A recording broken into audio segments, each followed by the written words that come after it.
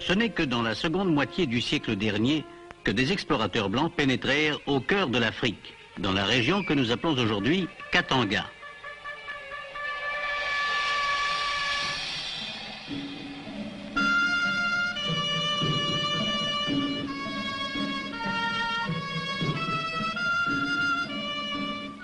Pendant des générations, les trafiquants arabes, exploitant la cupidité des chefs, ont trouvé dans ces villages leurs pitoyables marchandises humaines.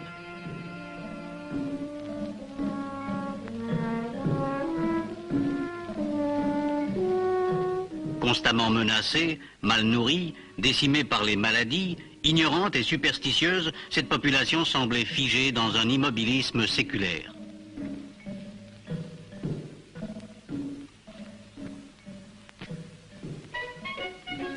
« 50 ans ont passé. Quelques hommes venus de la lointaine Europe ont vaincu des difficultés qui paraissaient insurmontables. Une puissante industrie s'est créée de toutes pièces en quelques années, appelant au travail des milliers d'indigènes et de Belges. Mais la tâche la plus difficile, la plus exaltante aussi, a été d'apprendre à des hommes et à des femmes sortis d'un autre âge tout ce que des siècles de progrès nous ont rendu familiers et que nous appelons civilisation. Cette tâche, l'industrie minière l'a entreprise.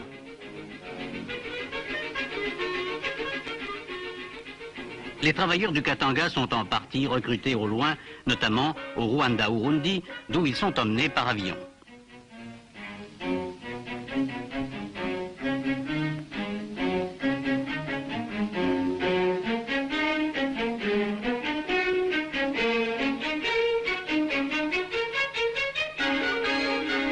Avant de s'embarquer, ils ont reçu dans des chantiers d'apprentissage un début de formation professionnelle. Curieux et un peu émus, les voici descendant avec leur famille sur l'aérodrome d'Elisabethville.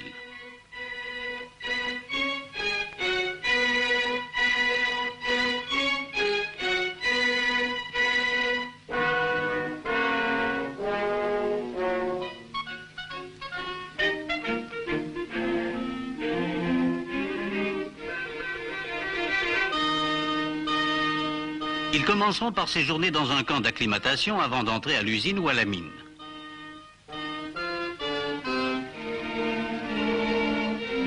Des objets de première nécessité leur sont distribués.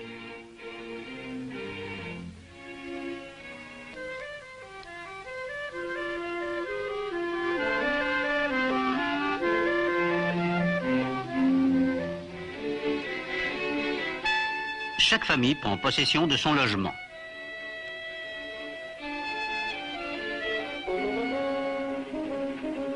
Les 22 000 travailleurs de l'industrie minière du Haut-Katanga vivent dans des cités construites à leur intention.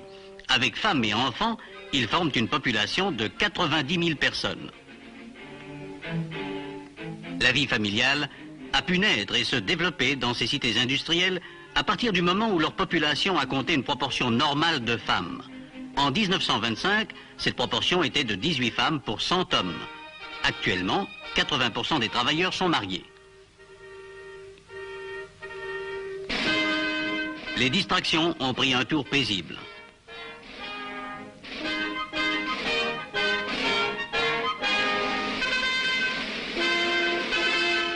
Les dimanches d'Afrique ressemblent désormais aux dimanches d'Europe. Promenade. Réunion entre amis.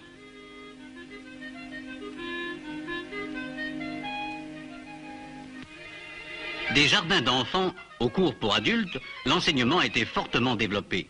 Il a aussi été adapté. On fait moins appel à la mémoire des élèves, on exerce davantage leur esprit. « 3 000 bambins fréquentent les jardins d'enfants. 15 000 garçons et filles suivent les cours de l'école primaire.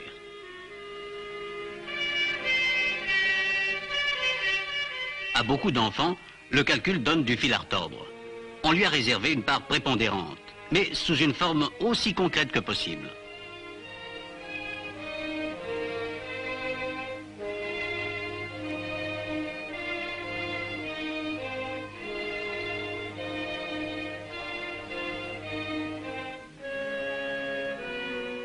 Le cycle primaire se termine en 6e.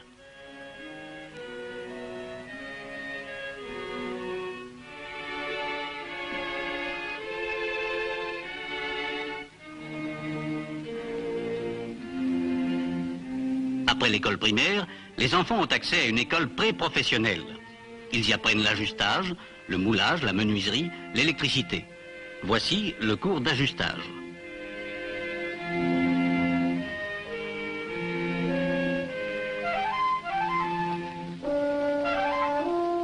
À Rouet, un internat forme des moniteurs de l'enseignement et des ouvriers qualifiés au terme de 5 années d'études.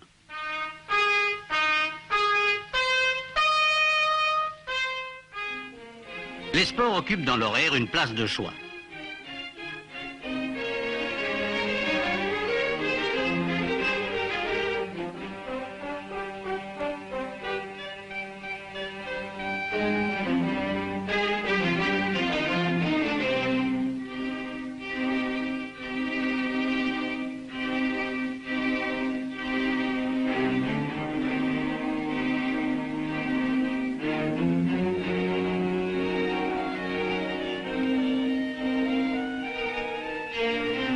Quel chemin parcouru en une génération par la population bantoue. L'effort d'éducation a réussi à éveiller le sens du raisonnement, à susciter la curiosité intellectuelle.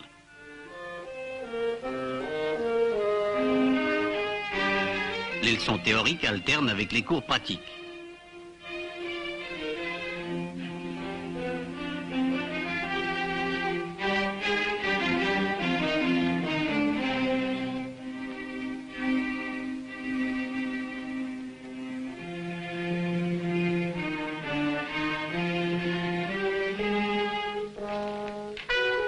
Les adultes à qui la formation générale a manqué ont à leur disposition des écoles du soir.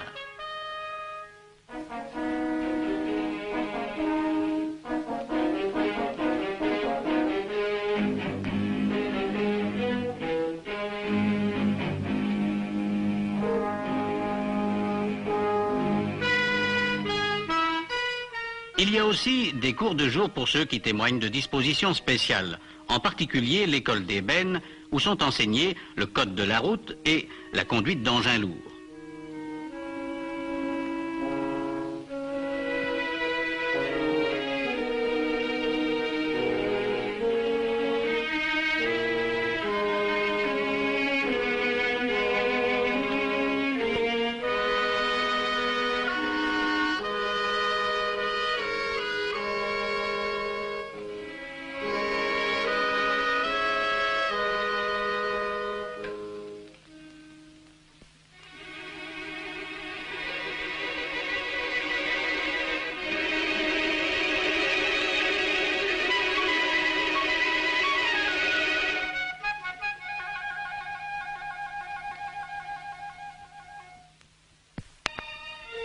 Autre aspect des préoccupations sociales, les hôpitaux.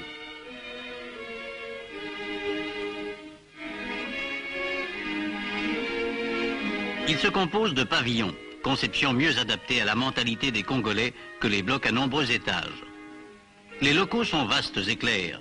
Ils sont pourvus de l'équipement le plus moderne.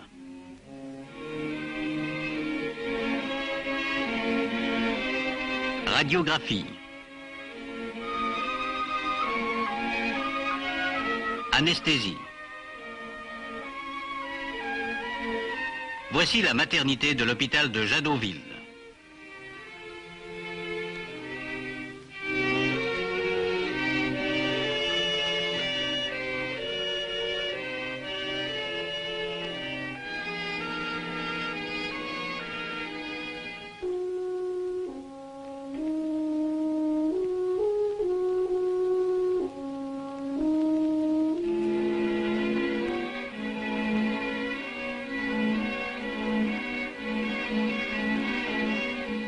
Quotidiennement a lieu la distribution d'aliments de sevrage.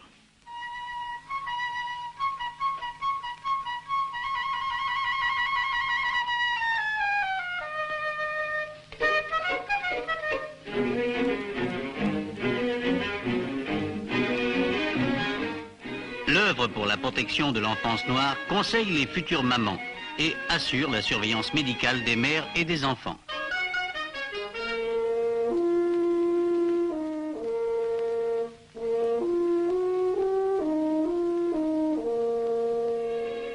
Examen médical, plutôt inquiétant.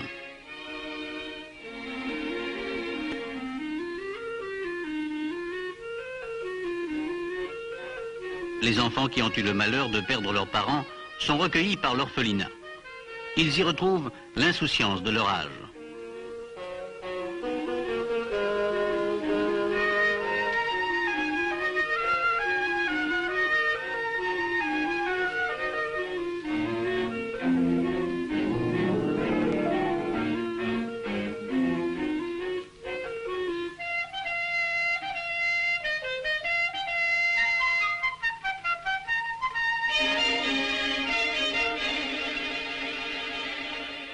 Les cours de formation familiale donnent aux jeunes filles des notions de puériculture.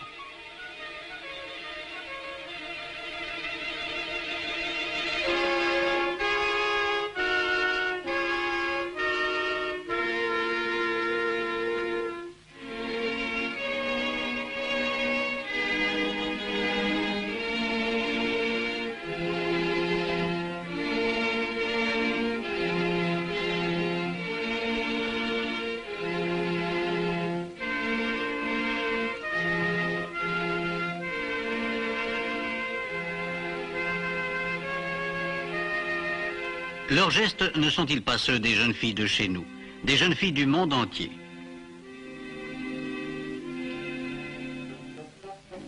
Ces cours initient aussi aux travaux ménagers. Les plus courants, comme par exemple faire briller les chaussures du mari, récurer les casseroles, repasser les cravates, tresser le raffia, couper et assembler les tissus.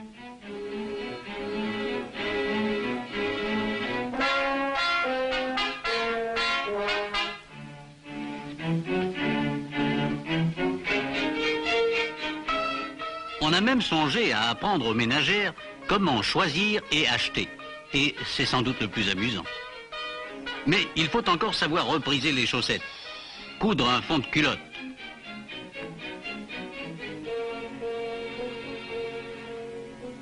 et, bien entendu, faire la cuisine.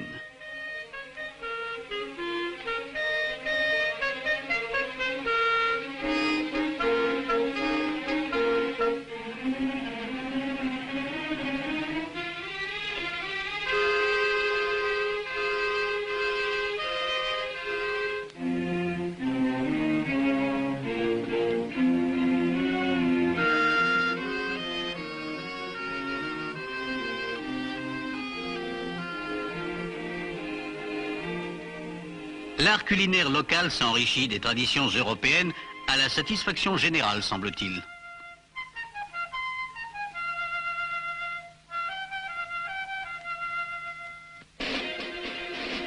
La fête la plus courue de l'année est sans conteste celle de la remise des distinctions honorifiques aux travailleurs dont on veut récompenser les loyaux services.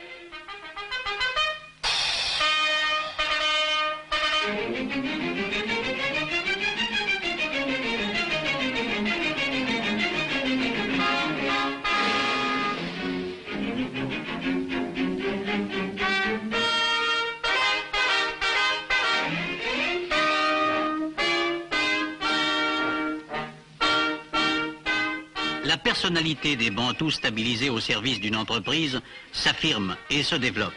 Les meilleurs d'entre eux acquièrent en même temps qu'une formation professionnelle la dignité et la conscience du vrai travailleur.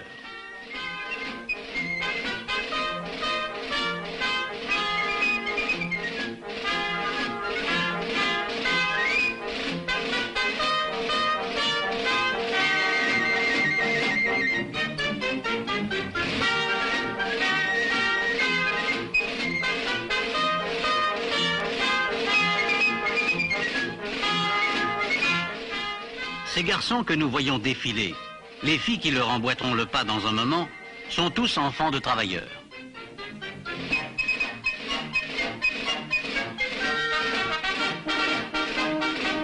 Leur fierté éclate.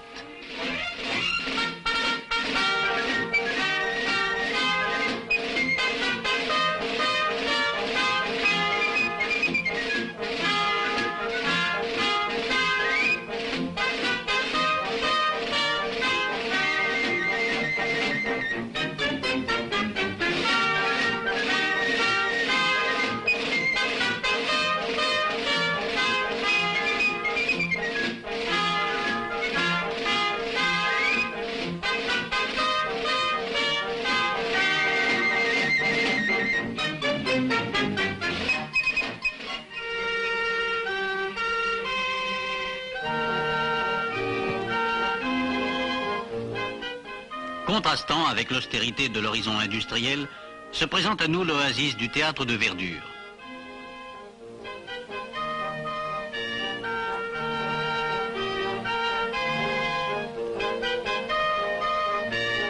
La foule s'y presse pour assister à la fête scolaire offerte par les enfants aux travailleurs décorés.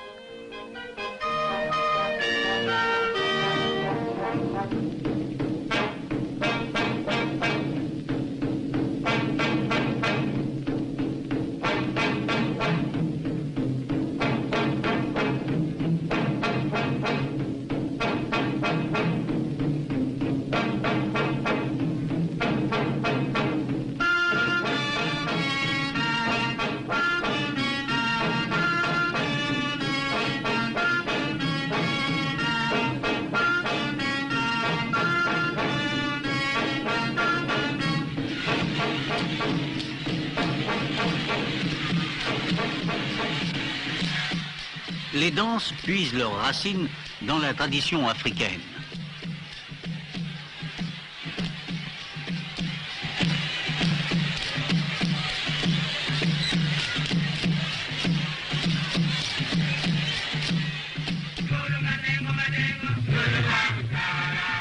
La renommée des petits chanteurs à la croix de cuivre a franchi les frontières du Katanga.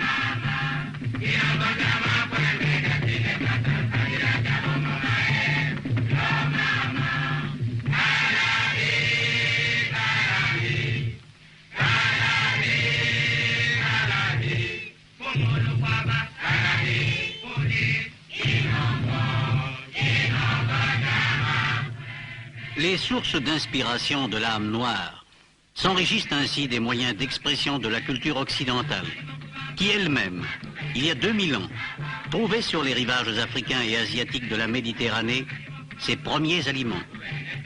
Éternel retour, émouvant symbole de la grande fraternité humaine, qui ne connaît ni race ni frontières.